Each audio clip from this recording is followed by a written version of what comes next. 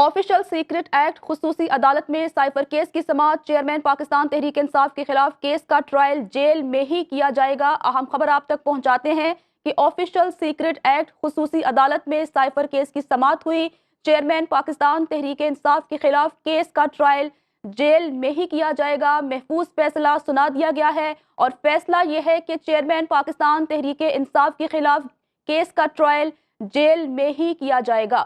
Official secret act خصوصی عدالت میں سائفر کیس کی سماعت ہوئی اور فریقین کی جانب سے دلائل پیش کیے گئے، جس کے بعد فیصلے کو محفوظ کر لیا گیا تھا۔ اور ابھی کی خبر یہ ہے کہ چیئرمین پاکستان تحریک انصاف کے خلاف کیس کا ٹرائل جیل میں ہی کیا جائے گا۔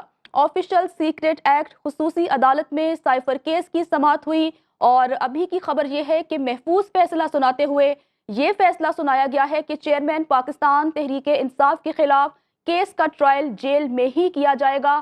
سیکیورٹی وجوہات کی بنا پر چیئرمین پاکستان تحریک انصاف کو عدالت کے روبرو پیش نہیں کر سکتے، اس لیے چیئرمین پاکستان تحریک انصاف کے خلاف کیس کا ٹرائل جیل میں ہی کیا جائے گا۔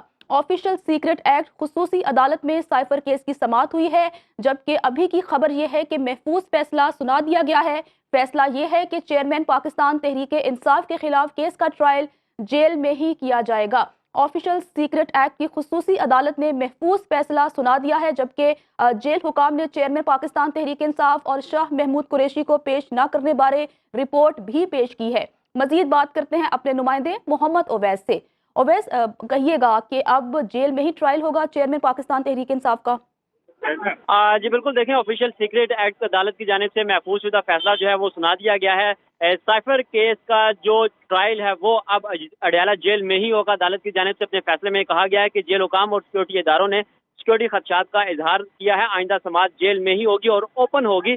میڈیا اور پبلک کو بھی جو جیل ٹرائل ہے اس کی کوریج کی اجازت دی جائے گی، جبکہ کیونکہ اس سے پہلے عدالت کی جانب سے بھی کہا گیا تھا کہ پہلے کی طرح ہی پانچ فیملی ممبران جو ہیں ان کو اجازت دی جائے گی کہ وہ جیل ٹرائل جو ہے اس میں شرکت کر سکیں گے۔